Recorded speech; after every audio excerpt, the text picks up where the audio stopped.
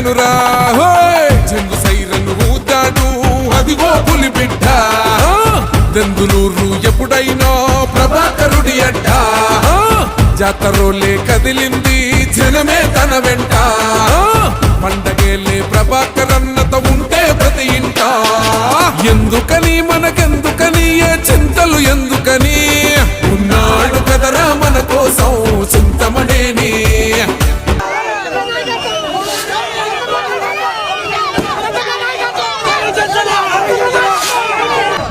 నమస్కారం. ఈరోజు మన దెందులూరు శాసనసభ్యుడిగా ప్రభాకర్కి అత్యంతమైన మెజార్టీతో సైకిల్ గుర్తు మీద బ్రహ్మాండమైన మెజార్టీతో గెలిపించాలి. నిన్న పవన్ అన్న చెప్పాడు ప్రభాకర్ గురించి. ఏం చెప్పాడు? మంచి వ్యక్తి,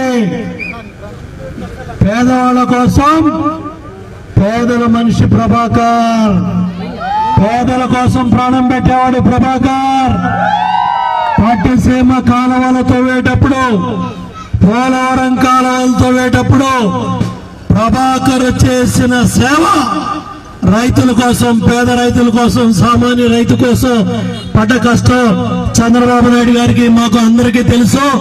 అందుకనే మన నియోజకవర్గం నుంచి బ్రహ్మాండమైన మెజార్టీతో గెలిపించి అసెంబ్లీ పులిలాగా, అసెంబ్లీ టైగర్ లాగా బ్రహ్మాండమైన మెజార్టీతో మన మీద ఎంత దుష్ప్రచారం చేసినా, మన మీద ఎన్ని నందలేసినా అవన్నీ కూడా తుడిచిపెట్టుకుపోయాయి.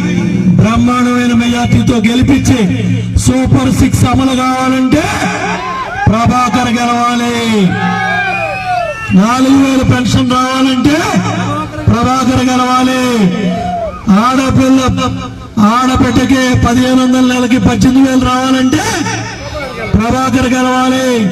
తల్లికి వందనం పిల్లాడికి 15,000 రావాలంటే ప్రభాకర్ గెలవాలి.